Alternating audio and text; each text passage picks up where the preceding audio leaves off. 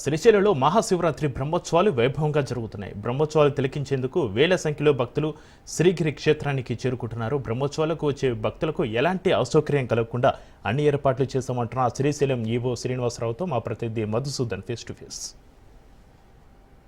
జ్యోతిర్లింగ క్షేత్రం అష్టాదశ శక్తిపీఠమైనటువంటి శ్రీశైల మహాక్షేత్రంలో మహాశివరాత్రి బ్రహ్మోత్సవాలు అంగరంగ వైభవంగా జరుగుతున్నాయి. ఈరోజు మహాశివరాత్రి పర్వదినాన రాష్ట్ర నలుమూలల నుంచే కాకుండా దేశ నలుమూలల నుంచి భక్తులు ఇక్కడ చేరుకుంటున్నారు.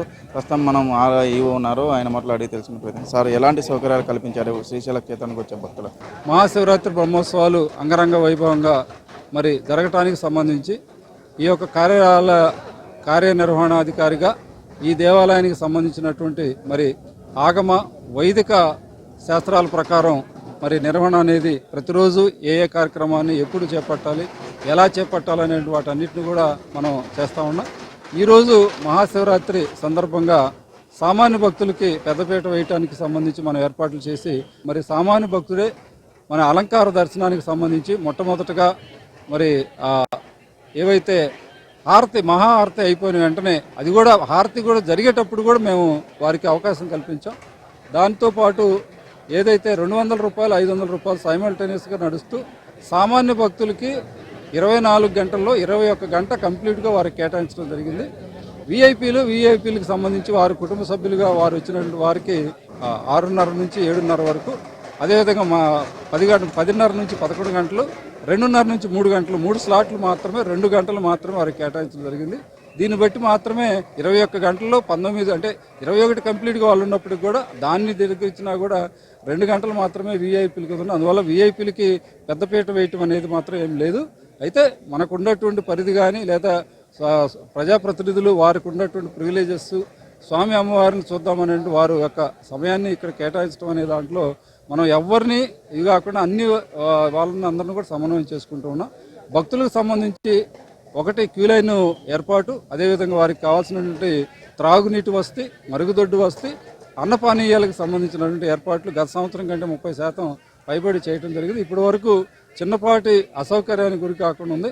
ఎండకి వాళ్ళు ఇబ్బంది పడతారనే ఉద్దేశంతో ప్రతి ఒక్క కంపార్ట్మెంట్లో కూడా మనం 2 కూలర్లను కూడా ఏర్పాటు చేసాం.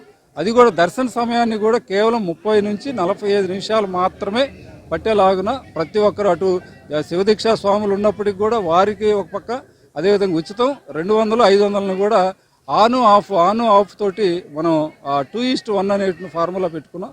ఆ విధంగా మరి ఈరోజు మరి క్యూ లైన్ మేనేజ్మెంట్ కూడా ఉంది. చిన్నపాటి తొక్కిసలాట కానీ తోపులాట కానీ ఎటువంటి ఒకరినొకరు నెట్టుకోవడం కానీ సంఘటనలు జరగలేదు. అంటే హరహరాయ గోపురం గేట్ నెంబర్ 2 దగ్గర పోలీసులకు భక్తుల మధ్య వాగ్వాదం జరిగిందని చెప్తా ఉన్నారు. దీనిపైన అంటే ఇక్కడ వాగ్వాదం అంటే భక్తులు చాలా మంది తెలియక రెండవ గోపురం దీంట్లో నుంచి వాళ్ళకి తొందరగా దర్శనం వద్దనే ఉద్దేశంతో వీఐపీలకి ఏదైతే మనం ఈ యొక్క ఇతరులకి అసౌకర్యం కాకుండా ఈ గేటు ద్వారా మనకు మనోహర గుండం నుంచి లోపలికి తీసుకెళ్దామనే ఉద్దేశంతో మనం ఏర్పాటు చేసినటువంటి దాన్ని వాళ్ళు దూరంగా చూసినటువంటి దాంట్లో కొంతమంది వారితో పాటు వచ్చేసారు.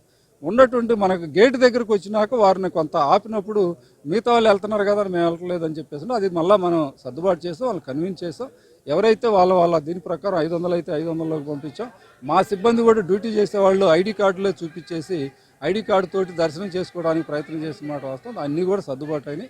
ఒక 10-15 నిమిషాలు మాత్రం ఇక్కడ ఇదే తప్పితే భక్తులకి ఎక్కడ లోపల గర్భాలయంలో కానీ ఇది కానీ ఎవరికి కూడా అసౌకర్యం కలగలేదు. అవన్నీ కూడా సర్దుబాటు అయ్యాయి. పాగాలంకరణ సామాన్య భక్తులకు ఎలాంటి సౌకర్యాలు కనిపించారు వీక్షించేందుకు? అంటే మనకు పాగాలంకరణ సంబంధించి ఆలయ ప్రాంగణంలో 7,000 నుంచి 7,500 మంది మాత్రమే నిల్చున్నా కూర్చున్నా ఏదో ఒక విధంగా ఉండేది. ఎందుకంటే మనమేమో 10 గంటల నుంచి 12 గంటల వరకు ఇది, కానీ 7 గంటల నుంచే భక్తులు లోపలికి వచ్చేస్తారు. వచ్చినటువంటి వారు వెళ్ళరు.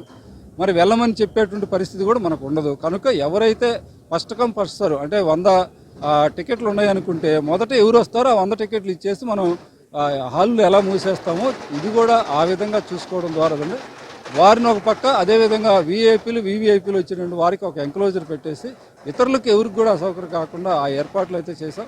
ఈరోజు స్వామి అమ్మవార్ల యొక్క కరుణా కటాక్షాలతోటి ఆ కార్యక్రమాన్ని కూడా విజయవంతంగా, ఎందుకంటే అది శాస్త్రబద్ధమైనటువంటి కార్యక్రమం, దైవ కార్యక్రమం కాబట్టి మరి స్వామి అమ్మవార్ల యొక్క కళ్యాణం, లోక కళ్యాణం కోసం ఏర్పాటు చేసినటువంటి దాన్ని, ఆ కార్యక్రమాన్ని ఎక్కడా కూడా చిన్నపాటి అపశృతి అటువంటి జరగకుండా ఉండడానికి మేము ఏర్పాట్లు అయితే చేస్తాం. అయితే శ్రీశైల క్షేత్రానికి మహాశివరాత్రి సందర్భంగా వచ్చే ప్రతి భక్తులకు అసౌకర్యం కలగకుండా స్వామి అమ్మవార్ల దర్శనం ఏర్పాటు చేస్తున్నామని చెప్పేసి ఆలయ యువ చెప్తున్నారు. వీడియో జర్నలిస్ట్ శివశంకర్తో మధు, రాజ్ న్యూస్, శ్రీశైలం, నంద్యాల జిల్లా.